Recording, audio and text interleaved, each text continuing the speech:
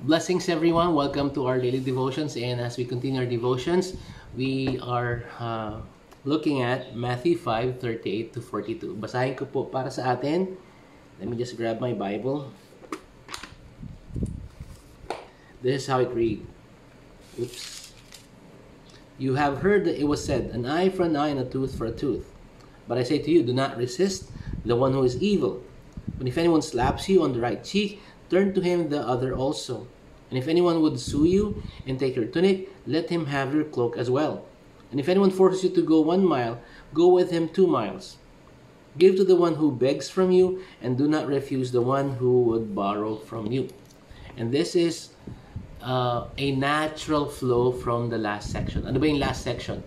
That believers, kingdom citizens, ought to be known for integrity in their words. They don't need to make promises. They don't need to make oaths, because their yes is yes and their no is no.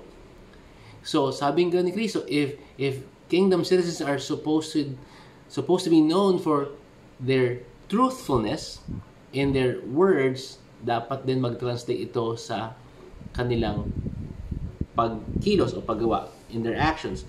And so what we have here, sabi ni Cristo, you have heard that it was said, an eye for an eye, a tooth for a tooth. So what is he pointing to here? This is a direct quote from texts like Exodus 21, Leviticus 24, and Deuteronomy 19. And this is called the lex talionis, or law of retaliation. Bakit law of retaliation? Jesus was not questioning the legality of lex talionis. Sabi niya, di ba, you have heard it was said, an eye for an eye, a tooth for a tooth. That law, that guideline is actually given by God para so that the offense would match the payment. Right? For example, I poke you in the eye, dapat ang kabayaran, you poke me in the eye. So it would match. There's no chance for someone to go one up. Right? Ang tendency ng tao, makalamang. So Jesus was not questioning the legality of this law. But Jesus was actually questioning their justification for personal revenge. So ang punto dito sa section ito is do not take for yourselves on your own ang pagiganti. Diba sabi ng Panginoon Diyos, vengeance is mine, right? Leave room for God to repay or pay, right? So ang sinasabi ni Cristo, you have heard it was said, but I tell you, right? In other words, sabi niya, do not resist the one who is evil. He's not saying be a pushover, be wimps. He's saying don't retaliate. Don't retaliate. In fact, offer your friendship in an argument, in a struggle. Meron pa nga dyan mamaya makita lawsuit. Well, do what ought to be known from kingdom citizens. They are known to be peacemakers. So sabi niya rito, he gives us 4 illustrations. For example, sabi niya, when you are insulted, sabi niya, if anyone slaps you in the right cheek, turn the other also. What is he saying? Jesus is not saying that maging push over tayo or wag natin ipagtanggol ang ating mga mahal sa buhay. It's not that. It's saying when you yourself face personal offense, when someone insults you, so sa panahon nila kasi ang slap is an insult. Usually ganito yan eh. Right? So literally and figuratively, sinasabi ni Cristo, well, you should not retaliate. It's so easy for us to get even, di ba? And sabi ni Cristo, turn the right cheek as well. Interestingly, sabi ng ilang komentarista, the Jewish people are a kissing nation or a kissing culture, di ba? Yung beso-beso. And they do that with friends, di ba? So one commentator I was looking was saying, when someone insults you, slaps you, offer them your friendship. Ang galing, di ba? And then he goes on to say, if anyone would sue you and ask for your tunic, yung inner garment po. So he's saying baka merong kayong legal issue, and from the look of it, mukhang legit na kaso. Jesus saying, you know what? Do not just give him your inner garment, give him your coat as well. Jesus is telling us to go beyond what the law requires. Respond to your accuser and your enemy with grace. That's what Jesus is saying. Parang sinasabi niya dito, if he takes your coat, offer him your shirt as well. Parang ganon. Or if he takes your shirt, offer him your coat as well. Or pwede mo sabihin, ipag-gift wrap mo pa. So, the point of Jesus is this: kingdom citizens are not known or should be known to be peacemakers. Diba nasabi ni Pedro, as long as it depends on you. Diba? We should be peacemakers. We should be known to not burn bridges. This is telling us of a radically gracious spirit. Pag ininsulto ka, when someone slaps you in the face, do not retaliate.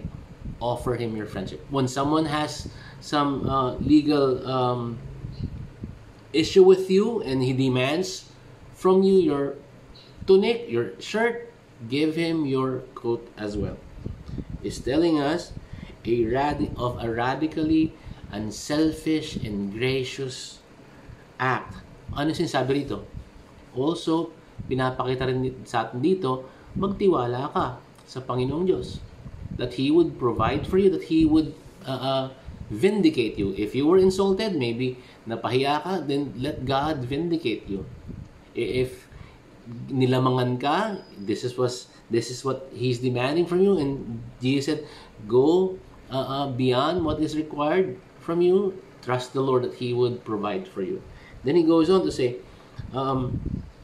if anyone forces you to go 1 mile, go 2 miles. So we need context here.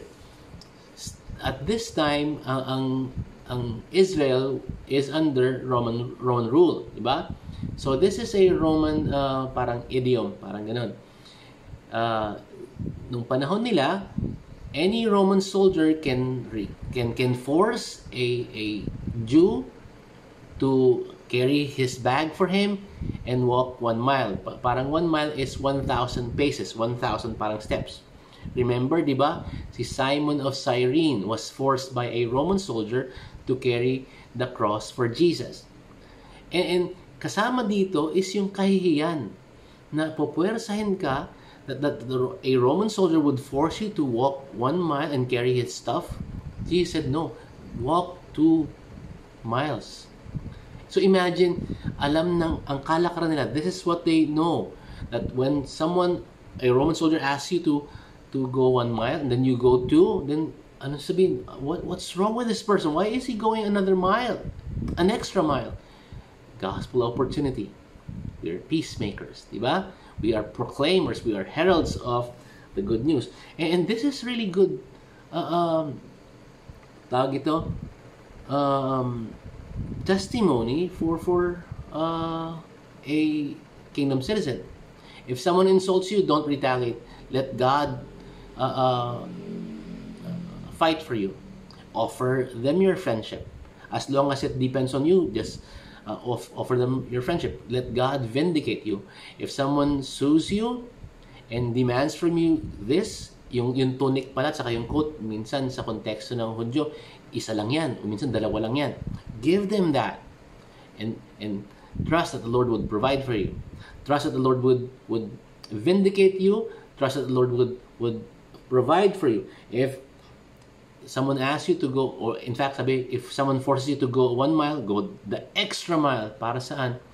Opportunity for God to be glorified. And then he goes on to say, give to the one who begs from you, and do not refuse the one who would borrow from you.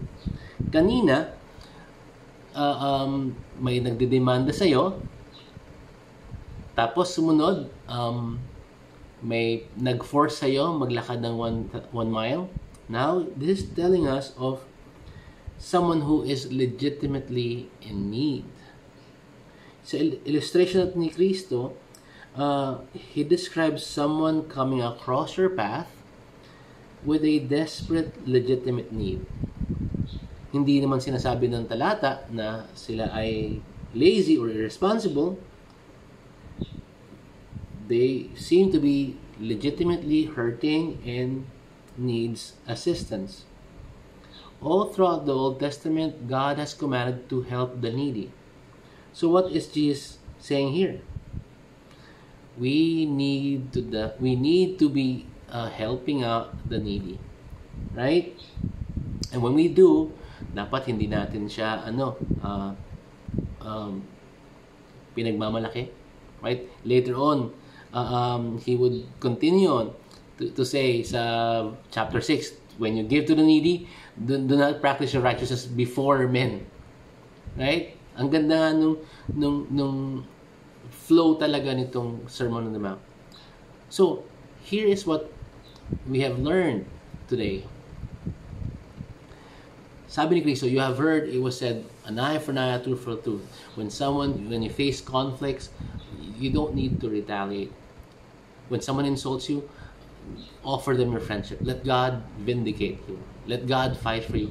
When you are sued and your tunic or your cloak is being asked from you, or your tunic or inner garment is being asked from you as payment, give him your cloak as well. And trust that the Lord would provide for you. Ang pinaka-importante, sabi ni Kristo, is that you be known for this principle. And if someone forces you to go 1 mile, go the extra mile. What for? Gospel opportunities. And if someone who has legitimate needs, go to you. And kaya mo na magtumulong, do not refuse. Do not refuse. The one who would borrow from you. Right? So, this is kingdom principles for kingdom citizens. And yeah, bottom line, what Jesus is saying is this is who you are in words, this is who you are in deeds.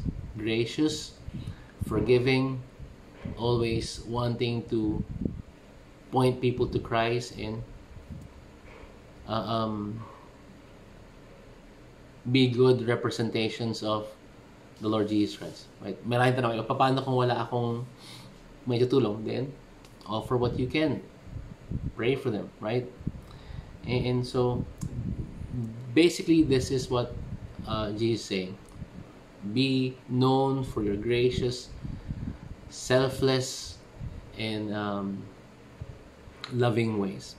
Right? So, I hope that was helpful. I mean, yeah, I could have gone pala, one verse spread out ng week. But, I think you know what it is about. So, let's pray. Manalangin po tayo. Lord, we thank you that you have given us principles to live by. And alam po namin we can never, ever, Lord, fulfill and obey these. And it goes back, Lord, to us going to you and ask for help, ask for grace, to be poor in spirit, to mourn for our sins, and to just be meek before you.